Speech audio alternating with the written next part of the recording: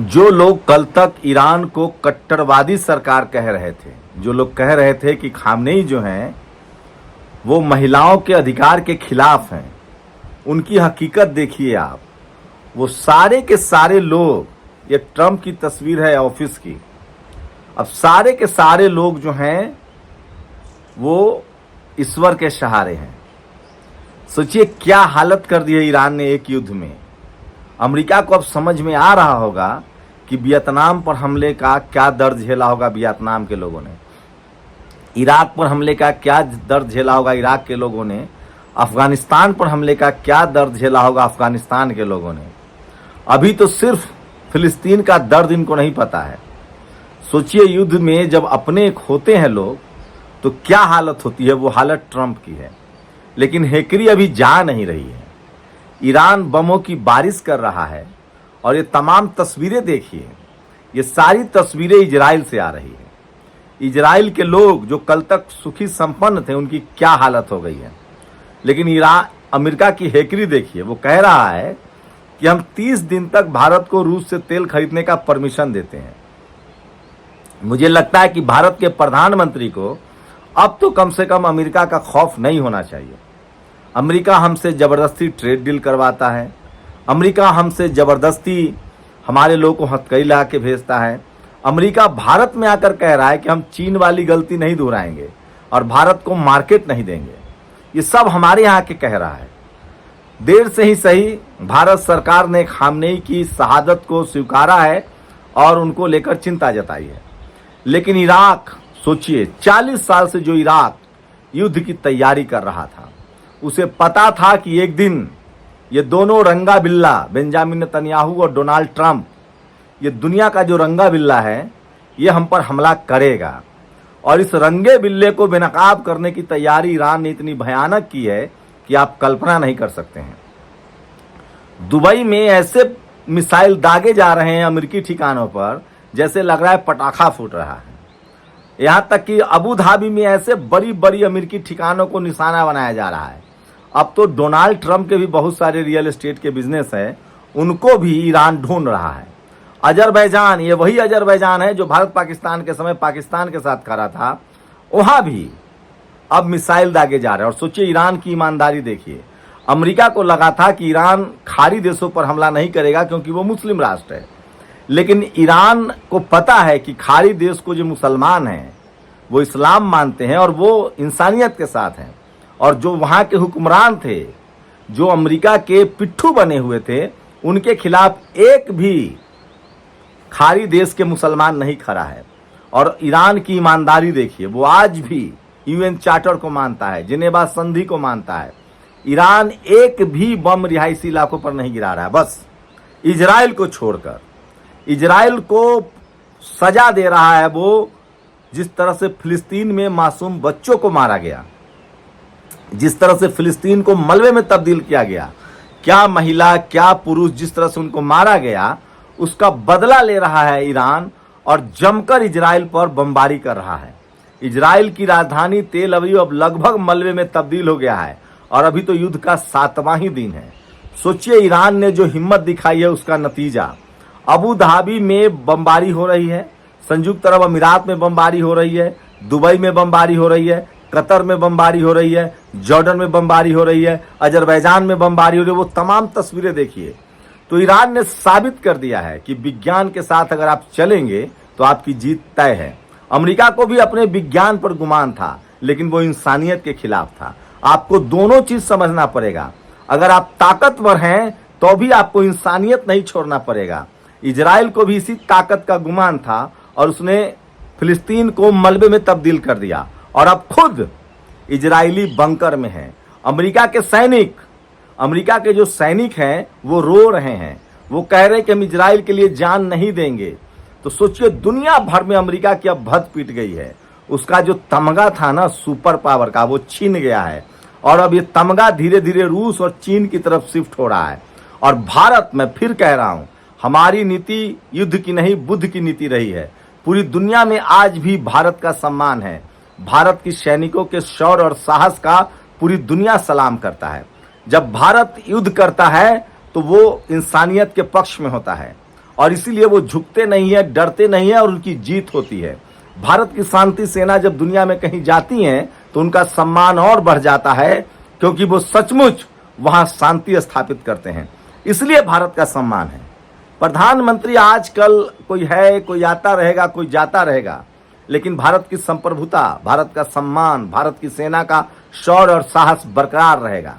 और अमेरिका चाह रहा था कि भारत इसमें दखल दे, लेकिन एक बात तो तय है कि भारत हमेशा इंसानियत के साथ रहा है, भारत मानवता के साथ रहा है, और यही भारत को दुनिया में सबसे मजबूत और अलग देश बनाता है। लेकिन सोचिए, हाल के दिनों में अमेरिका ने किस तरह के व्यवहार किए हैं भारत के साथ। अब कम से कम प्रधानमंत्री को जगना चाहिए। कैसे वो भारत के प्रधानमंत्री को लेकर लगातार बयानबाजी करता रहा, पाकिस्तान के ऑपरेशन सिंदूर को लेकर बयानबाजी करता रहा, यहां तक कहा कि प्रधानमंत्री का करियर खराब कर सकते हैं, यहां तक कि वो भारत के लोगों को हथकड़ी पहनाता रहा। और आप बेंजामिन नेतन्याहू के लिए हवन कर रहे हैं, पूजा पाठ कर रहे हैं। अब जाकर भारत ने फिलिस्तीन के साथ हमेशा भारत रहा है, अब खामनेई की शहादत को भी भारत ने तरजीह दी है और उस पर सांत्वना दी है और शोक जताया है। मैं फिर कह रहा हूं कि अमेरिका अपनी मौत मर रहा है, अमेरिकन मारे जा रहे हैं, खासकर जो खाड़ी देश में अमेरिका है वो मारे जा रहे हैं। कुछ आपको तस्वीरों के जरिए नहीं, लेकिन मैं अपडेट बता रहा हूं कि किस तरह से कहां कहां 6 और 7 की रात में बमबारी हुई है, उसका आप अंदाजा नहीं लगा सकते हैं जो मैं आपको बता रहा हूं। ये देखिए, ये तस्वीर देखिए, अमेरिका के ऑफिस की तस्वीर है। अब अमेरिका को ईश्वर याद आ रहे हैं। ये सबसे बड़ी खबर है जो सोशल मीडिया पर वायरल है, और ये तमाम खबरें जो हैं वो सोशल मीडिया पर वायरल हैं। कल रात ईरान ने इजराइल के तेल अवीव पर क्लस्टर म्यूनिस का इस्तेमाल किया। क्लस्टर म्यूनिस एक साथ 8 से 10 किलोमीटर क्षेत्र में तबाही मचाता है, इसलिए कई देशों द्वारा प्रतिबंधित है। ईरान अपनी संप्रभुता के लिए बहुत ही बहादुरी से लड़ रहा है। इजराइल पर मिसाइलों की बारिश हो रही है, इजराइल को मलबे में तब्दील कर दिया गया है। एक स्क्रीनशॉट देखिए, तेल अवीव जो है वो बर्बादी के कगार पर है। बहरीन के तेल रिफाइनरी पर हमला हो रहा है। कुछ और बातें भी सामने आई हैं। ड्रावने फुटेज, ईरानी मिसाइल एयर डिफेंस को भेजती हुई सेंट्रल तेल अवीव में गिरती है, दिखाई दे रही है। एक और खबर सामने आ रही है, इजराइल का जो कमीनापन है ना वो सामने आ रहा था। वो कोशिश कर रहा था कि कुछ सिविलियन को मारा जाए खाड़ी देशों में, ताकि वो देश भी ईरान पर हमला कर दे। लेकिन खाड़ी देश ने भी अब प्लानिंग कर लिया, वो खुद अमेरिका से मुक्ति चाहते हैं। कोई भी खाड़ी देश ईरान के खिलाफ लड़ने के लिए तैयार नहीं। और सोचिए, युद्ध के 7वें ही दिन भारत की मनु मीडिया की भी भाषा बदल गई है। उनको भी लग रहा है कि वैसे भी बहुजन समाज के लोग, दलित, पिछड़े, किसान, आदिवासी, अल्पसंख्यक चैनल देखते ही नहीं है, इसलिए जानबूझकर अब ईरान की बहादुरी दिखाई जा रही है। चलिए, देर सवेर ही सही, आपकी ताकत का तो अंदाजा हुआ। लेकिन मैं तमाम लोगों से अपील करता हूं कि इनका बायकाट कीजिए। ये कल फिर वही हिंदू मुस्लिम शुरू कर देंगे। इनको मत देखिए, इनके हालत पर छोड़ दीजिए। मैं फिर कह रहा हूं, ईरान ने जो ताकत दिखाई है, जो लोग कह रहे थे कि ईरान जो है वो महिलाओं के विरोध में है, 10 लाख से ज्यादा ईरान की महिलाएं वैज्ञानिक हैं। महिलाओं की शिक्षा में 62% का उछाल आया है। वहां महिलाओं को नौकरी मिल रही है। मैं फिर कह रहा हूं, ईरान से खामनेई ने जो 40 साल में किया है वो दुनिया प्रेरणा लेगी। किस तरह की तमाम प्रतिबंधों के बाद जो ईरान ने झेला है, उसके बाद जो उसने 40 साल तैयारी की थी, इसी दिन की तैयारी थी। और अमेरिका की वो हालत हो गई जो उसने कल्पना भी नहीं सोचा था। मैं लास्ट बार यही कह रहा हूं कि ईरान ने जो कहा था वो कर दिखाया। उसने कहा था कि अगर दोबारा इजराइल ने हम पर हमला किया तो वो नक्शे से खत्म हो जाएगा, और वो होता दिख रहा है। अब फिलिस्तीन की आज़ादी बहुत दूर नहीं है।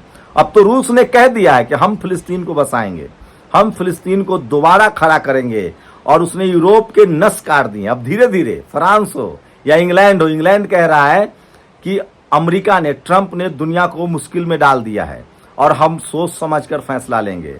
फ्रांस पहले ही सोच समझकर फैसले की बात कर रहा है। इस रूस ने कहा है कि हम गैस पाइपलाइन यूरोप को जाने ही नहीं देंगे। मतलब धीरे धीरे ही सही, अमेरिका के खिलाफ दुनिया गोलबंद हो रहा है, और इसमें बादशाह की तरह कोई उभरा है। इंसानियत के तौर पे किसी की बादशाहत कायम हुई है तो वो ईरान की है। क्या जज्बा, क्या ताकत और क्या सूझबूझ ईरान ने दिखाया। इस लड़ाई को सैल्यूट कीजिए। विज्ञान के साथ मिलकर इंसानियत का जब तकाजा था, और सोचिए ईरान की जनता सड़कों पर है, और इजराइल वाले जो अपने आप को सुपर पावर कहते हैं वो बंकर में हैं। ईरान की जीत इसलिए भी ज्यादा जरूरी है कि पूरे मुस्लिम समुदाय को अशिक्षित पंचर वाला कहने वाला ईरान की ताकत देख रहा होगा। मैं फिर कह रहा हूं, खाड़ी देशों में अमेरिका के सहारे जो राजा थे, जो पिछलग्गू बने हुए थे, अब उनको भी बुद्धि मिलेगी और अब तो खाड़ी देशों को ईरान ही चलाएगा।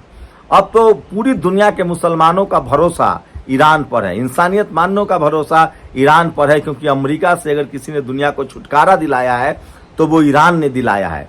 ये हिम्मत तो रूस भी नहीं कर पा रहा था, ये हिम्मत तो चीन भी नहीं कर पा रहा था, जो हिम्मत ईरान ने किया है। जब ईरान के अपने पर आई तो उसने दिखाया दुनिया को कि लड़ा जा सकता। अगर आपके साथ इंसानियत है, आप इंसानियत के साथ हैं, तो दुनिया के किसी भी ताकत का मुकाबला कर सकते हैं। ये बात अलग है कि रूस और चीन पूरी तरह से ईरान के साथ है। इजराइल की बर्बादी की तमाम तस्वीरें हम आपको सीधे नहीं दिखा सकते हैं, क्योंकि यूट्यूब है, ये भी अमेरिका का है, कॉपीराइट आता है, चैनल बंद कर दिया जाएगा। आप हमारे एक्स हैंडल पर आकर वो सारी तस्वीरें साफ साफ देख सकते हैं। मैं फिर कह रहा हूं, युद्ध के 7वें दिन अमेरिका की बर्बादी तय हो रही है, इजराइल मलबे में तब्दील हो रहा है। मैं फिर कह रहा हूं, इस युद्ध में ईरान को भी नुकसान हो रहा है, मैं इससे इनकार नहीं कर रहा हूं, बस फर्क है ईरान के एक ड्रोन की कीमत जहां $32,000 है, वहीं उसको मारने के लिए अमेरिका को 5 से 6 करोड़ रुपए लगाने पड़ रहे हैं।